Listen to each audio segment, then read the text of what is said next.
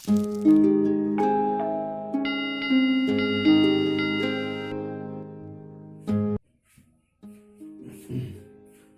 Friends, एक बार फिर आपका स्वागत है ऑनलाइन क्लासेस में। पिछले वीडियो में हमने ऑस्मोटिक प्रेशर यानी परासरण दाब के बारे में चर्चा की थी। तो आज हम उसका एक न्यूमेरिकल देखते हैं। आपने न्यूमेरिकल सोल्व किए होंगे। आपको अगर और भी कहीं पर कोई प्रॉब्लम लगे तो आप पूछ सकते हैं। ये देखिए, एक न्यूमेरिकल मैं आपके लिए लेकर के आया हूँ। न्यूमेरिकल देखिए क्या है। 27 डिग्री सेल्सियस ताप पर यूरिया के M/10 विलियन का परासरण दाब क्या होगा। टेम्परेचर दिया हुआ है 27 डिग्री सेल्सियस ताप है, यूरिया का विलियन है M/10 विलियन। क्या आप समझ रहे होंगे? M/10 ये सांद्रता यानी मोलरता दी हुई है। M/10 का मतलब होता है कि विलियन की मोलरता 1/10 मोल प्रति लीटर। तो मोलरता को लिखते हैं इस तरह से शॉर्ट में। जैसे मोलरता 1/20 है तो उसको अपन M/20 लिख सकते हैं, M/20 लिखते हैं। तो ये विलियन की सांद्रता यानी मोलरता दी हुई है 1/10 और इस विलियन का हमें परासरण दाब ज्ञात करना है। अब देखिए, परासरण दाब का ज्ञात करने के लिए आपने कल कौन कौन से सूत्र देखे थे और यहाँ पर कौन सा सूत्र लग सकता है। एक तो हमने ये देखा था पाई बराबर nRT/V। एक हमने ये देखा था पाई बराबर W2RT/M2V और एक हमने देखा था पाई बराबर CRT। यहां पर कौन सा फॉर्मूला सेट होगा? देखो, ये वाला फॉर्मूला सही लगेगा। क्यों? C की वैल्यू दी हुई है, देखो सांद्रता 1/10। R गैस स्थिरांक होता है, इसकी वैल्यू वैसे क्वेश्चन में दी हुई मिलती है, या अगर नहीं दी हुई मिले तो आप रख सकते हैं जो जानते हैं। और T टेम्परेचर भी अपने को यहाँ पर क्वेश्चन में दिया हुआ है, कितना?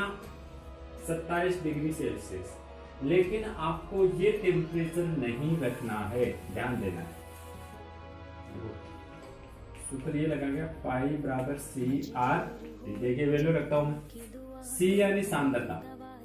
तो ये सबसे पहले मैंने रख दी किसकी वैल्यू? सांद्रता की वैल्यू रख दी 1/10। उसके बाद में R 0.0821 R की वैल्यू रख दी। अब रख ली है T की वैल्यू 27 नहीं रखना, क्योंकि ये वैल्यू दी हुई है डिग्री सेल्सियस में और टेम्परेचर का ऐसा ही मात्रक होता है केल्विन। तो 27 डिग्री सेल्सियस को आप पहले चेंज करेंगे केल्विन में, तो ये कितने केल्विन हो जाएगा? 273 ऐड कर देना है इसमें, 300 केल्विन। तो टेम्परेचर की वैल्यू आपको कितनी रखनी है? 300। ये आ गया अपने पास में पाई। दोनों को गुणा कर लीजिए, आंसर आ जाएगा। दोनों को गुणा करेंगे तो आंसर आएगा 2.4618। जो यूरिया का अपने को विलियन दिया हुआ है, उस विलियन का परासरण दाब है 2.46 वायुमंडल। ये आ गया ऑस्मोटिक प्रेशर परासरण दाब का निवेदन। इसके बाद में आज हम पढ़ेंगे नया टॉपिक जो पढ़ने वाले हैं, वो है असामान्य आणविक द्रव्यमान।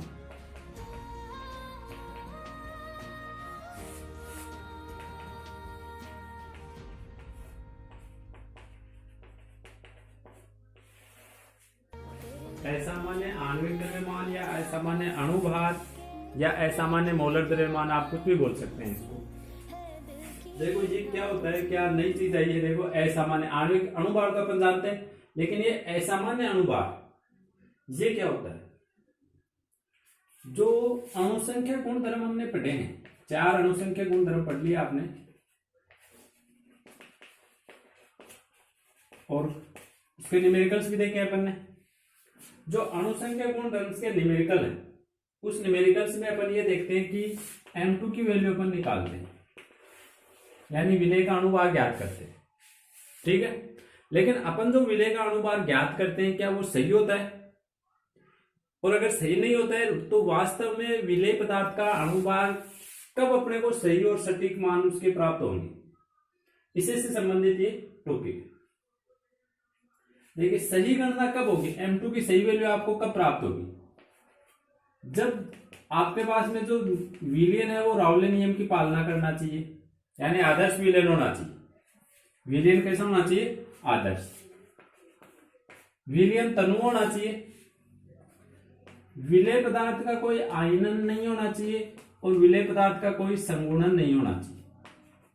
सबसे मेन चीज यही है। अगर ये होता है, आयनन होता है या फिर संगुणन होता है, तो आप जो M2 की वैल्यू निकाल रहे हैं वो सटीक वैल्यू अपने को नहीं प्राप्त होगी। तो ये आयनन और संगुणन क्या होता है ये देखिए, इसके बारे में देखते हैं। इसी से अपने को पता चलेगा असामान्य आणविक द्रव्यमान क्या होता है। जैसे मान लीजिए आपने कोई विलय पदार्थ है उसको विलायक में घोल दिया, जैसे NaCl को घोल दिया मान लीजिए मैंने। अपन जानते हैं NaCl को जैसे ही जल में या किसी विलायक में घोलते हैं तो उसका आयनन हो जाता है Na+Cl-। NaCl एक ही कण है टोटल, लेकिन आयनन के बाद में इससे टोटल 2 कण बन गए। हमने विलय पदार्थ का एक कण घोला है विलायक में, लेकिन घोलने के पश्चात उसका आयनन हो गया। क्या हो गया? उसका आयनन हो गया, उसका वियोजन हो गया, आयनन या वियोजन। और उसके परिणाम स्वरूप एक आयन से 2 आयन बन गए। या मान लीजिए आपने कैल्शियम क्लोराइड घोला है तो 3 आयन बन जाएंगे, एक Ca+2 बनेगा, 2 Cl- बनेंगे। या मान लीजिए आपने K4Fe-CN6 ये विलय कर दिया है तो इसके आयनन से टोटल 5 आयन बनते हैं, 4 K+ बनते हैं और ये एक ऋणायन बनता है। इसका आयनन इस प्रकार से होता है 4K+ और Fe-CN6-4 ये ऋणायन बनता है। यानी हम जितने मोल घोल रहे हैं उससे मोलों की संख्या बढ़ रही है घोलने के बाद में। 1 मोल घोला है उससे मोलों की संख्या बढ़ गई है, 2 हो गई है अगर 100% आयनन हुआ है तो। बाकी आयनन पर डिपेंड करता है कितना परसेंट आयनन हुआ। 1 मोल घोला है उसके 5 मोल हो गए। एक अणु था, एक अणु के 5 टुकड़े हो गए, यानी कणों की संख्या वो 5 गुनी हो गई। तो जो वास्तव में अपन अणुसंख्य गुणधर्म या मोलर द्रव्यमान निकालते हैं वो भी 1/5 गुना होना चाहिए। NaCl का 1 मोल घोला है, घोलने के बाद में 2 मोल हो गए, तो जो अणुसंख्य गुणधर्म है वो भी 1/2 होने चाहिए। यह कई बार हो जाता है संगुणन। आयनन या वियोजन का मतलब होता है टूटना और संगुणन का मतलब होता है जुड़ना। और यह गुण पाया जाता है कार्बोक्सिलिक अम्लों में। अगर आपको कभी भी कोई कार्बोक्सिलिक अम्ल का उदाहरण दे तो उसमें ध्यान रखना हमेशा संगुणन होगा। जैसे बेंजोइक अम्ल दे दिया, एसिटिक अम्ल दे दिया, फॉर्मिक अम्ल दे दिया, अगर कोई भी अम्ल दिया है तो उसका हमेशा संगुणन होगा। जैसे मान लीजिए हमने एसिटिक अम्ल को घोल दिया, 2 अणु हमने इसके क्या कर दिए, जल में विलय कर दिए। 2 अणु जब आप जल में विलय करोगे तो जल में घोलने के पश्चात ये दोनों अणु एक जगह जुड़ करके एक ही अणु बना लेंगे। ये देखिए इस तरह से जुड़ जाते हैं। ये CH3COOH का एक अणु है और ये दूसरा अणु, और ये दोनों इस प्रकार से हाइड्रोजन बॉन्डिंग के द्वारा यहां से जुड़ जाते हैं। दोनों अणुओं ने मिलकर के एक ही अणु का निर्माण कर लिया है, यानी दोनों अणु एक जगह जुड़ गए। इस प्रक्रिया को अपन बोलते हैं संगुणन, आयनन या संगुणन। तो ये होता है वास्तव में जब आप विलय पदार्थ को विलायक में घोलते हैं तो उस स्थिति में।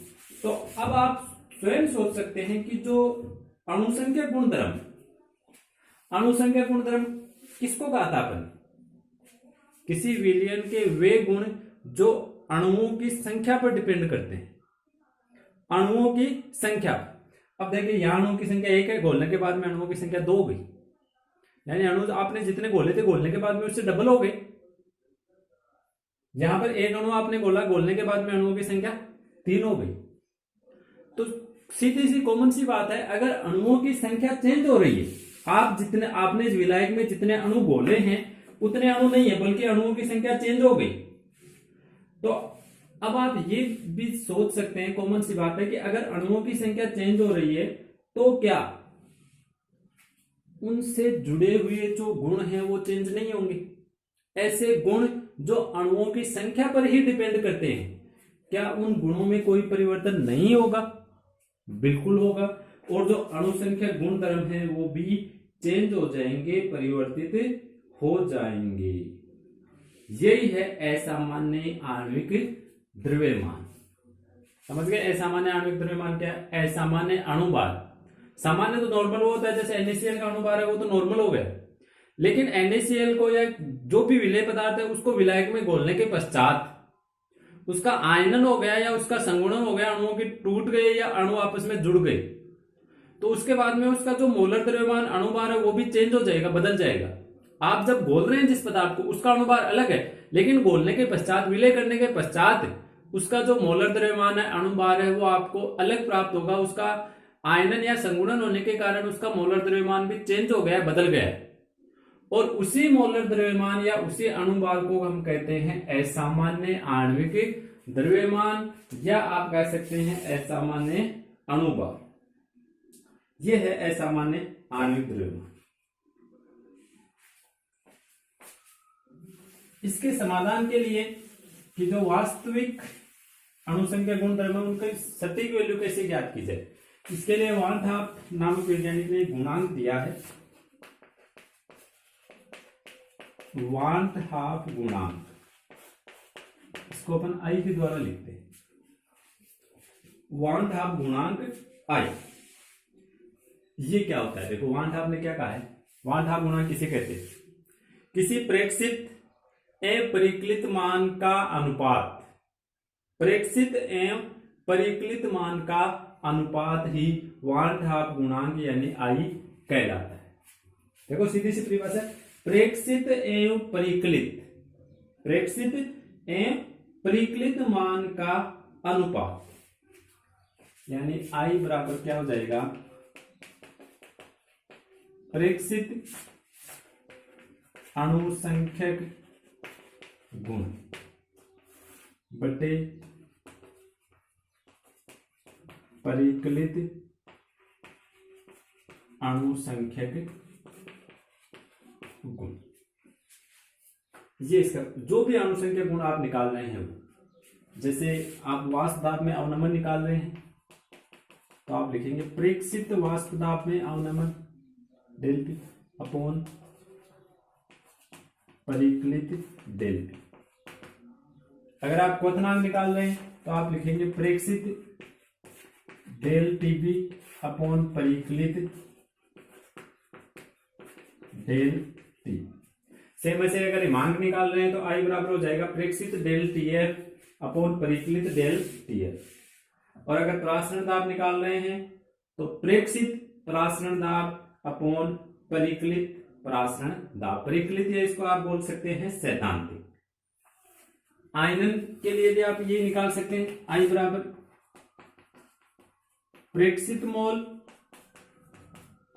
बटे परिकलित मोल।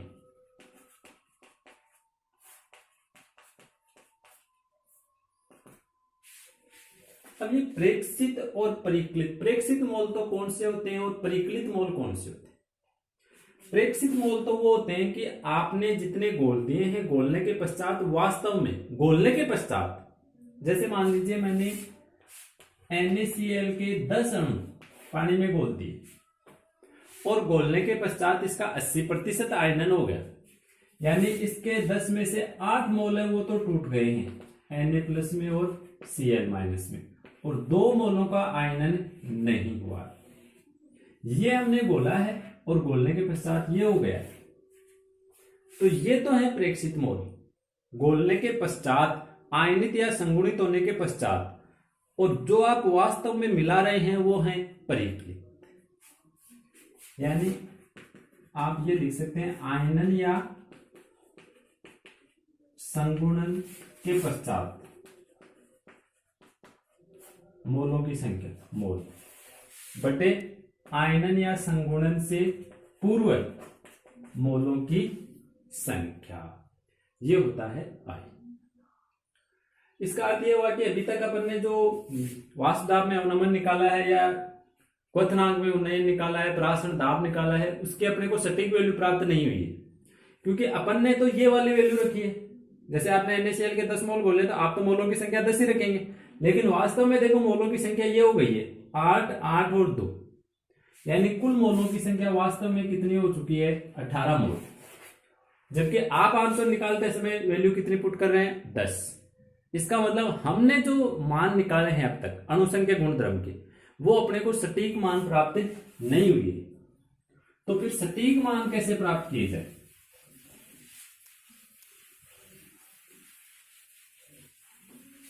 इसके लिए सीधा सा तरीका है, देखो, वाष्प दाब में आपेक्षिक अवनमन।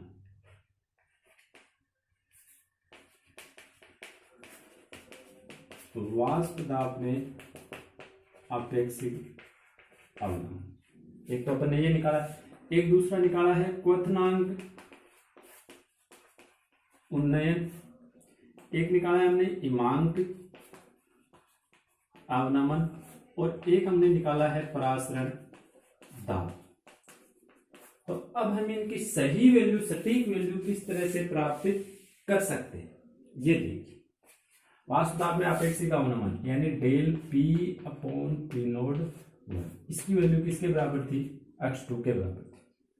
क्वथनांक उन्नयन यानी डेल टीबी, इसकी वैल्यू थी केबी एम। डेल टीएफ ये था के एफ एम, और पाई ये बराबर था सी आर टी। ये तो हमने निकाले हैं।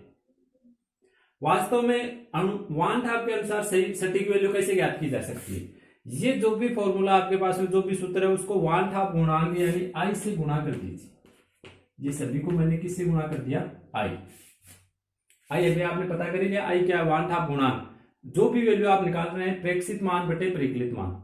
जैसे अभी मैंने NaCl 10 मोल बोले थे और 18 हो गए थे ना, तो आई बराबर क्या हो जाएगा?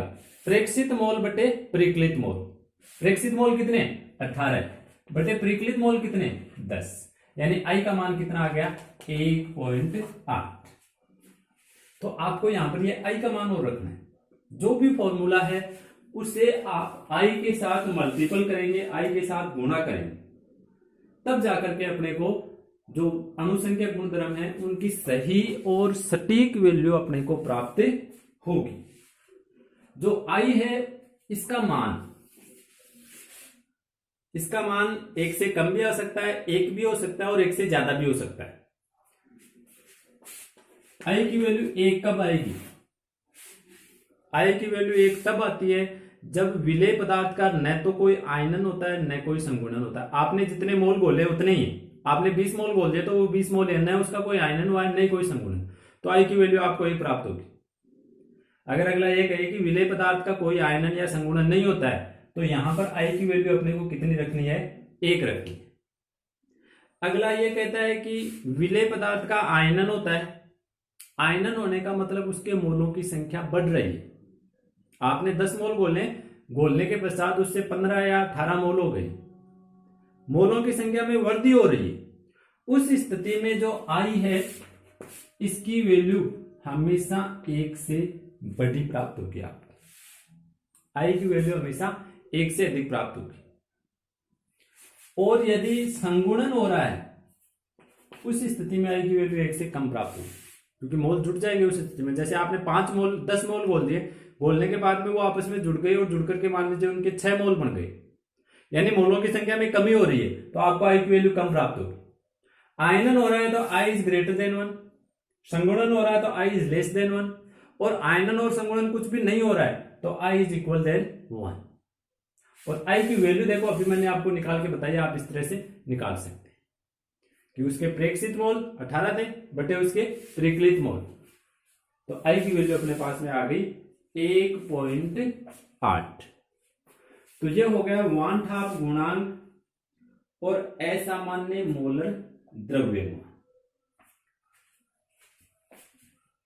इसी से संबंधित देखो एक छोटी सी चीज और मैं बता देता हूं आपको। जैसे मान लीजिए कोई अपने से ये कही कि NaCl का जलीय विलयन में 40% आयनन होता है। NaCl का जलीय विलयन में कितना आयनन हो रहा है? 40% आयनन। 40% आयनन का मतलब क्या है कि अगर आपने 100 मोल घोले हैं तो उसमें से 40 मोल टूट चुके हैं। और ये देखो आपको खुद को पता करना पड़ेगा यहां पर कि NaCl जब टूटता है तो उसके कितने टुकड़े होंगे? 2 टुकड़े होंगे, यानी 40 मोल तो टूट चुके हैं। 40 मोल टूट करके कितने में बदल गए? 80 में। और 60 मोल है जो अभी तक टूटे नहीं है, यानी NaCl नहीं, और बाकी के 40 मोल थे वो टूट गए। टूटने का मतलब उनसे कितने बढ़ गए? 80 बढ़ गए। तो 40% आयनन होने का मतलब अगर आपने उसमें 100 मोल घोले तो अब उसमें कुल कितने मोल है? 60 तो ऐसे हैं जो आयनित नहीं हुए, और आयनित होने के बाद में जो टुकड़े बने हैं वो 80 हैं। यानी इस समय उसमें कुल अणुओं की संख्या कितनी हो गई है? 140। आपने घोले कितने थे? 100, अब कितने हो गए हैं? 140 हो गए। कब? जब NaCl का 40% आयनन होता है तब। समझ गए? यानी आप I बराबर निकालेंगे 140 प्रेक्षित मोल यानी टूटने के बाद के मोल अपॉन परिकलित मोल यानी 100। तो I की वैल्यू आएगी 1.4।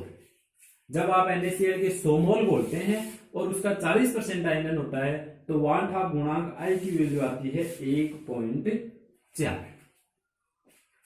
अब अपन ये जो वाट हाफ गुणांक है I, इसके बारे में बस आपको ये थोड़ा सा डिटेल ध्यान में रखनी है। तो एक तो असामान्य मोलर द्रव्यमान क्या होता है कि घोलने के बाद में जो मोलर द्रव्यमान में चेंज होता है, परिवर्तन होता है, उसे असामान्य मोलर द्रव्यमान कहते हैं।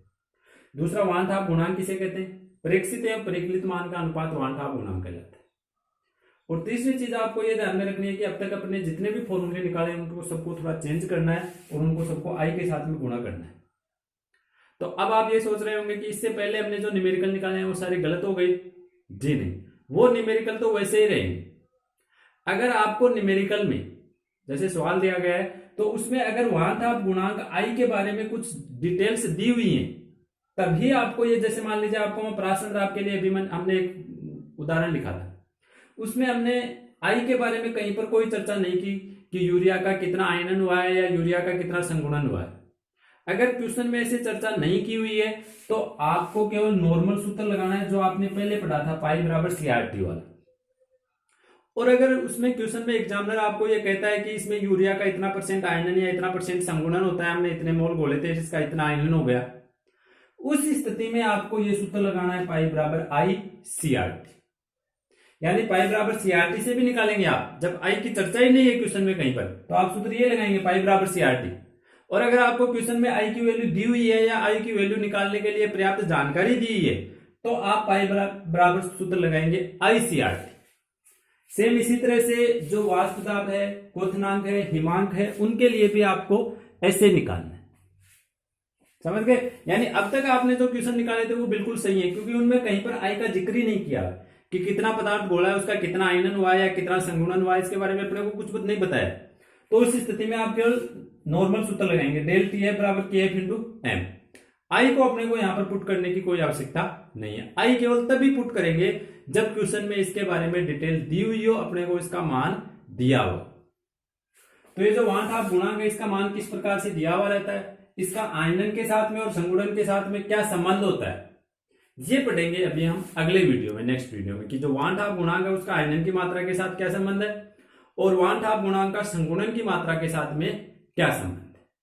सॉल्यूशन जो दूसरा चैप्टर चल रहा है उसका ये लास्ट टॉपिक होगा अपना, वाट हाफ गुणांक का आयनन की मात्रा और संगुणन की मात्रा के साथ में संबंध। अगले वीडियो में लगभग चैप्टर समाप्ति की ओर होगा, कंप्लीट होने वाला है।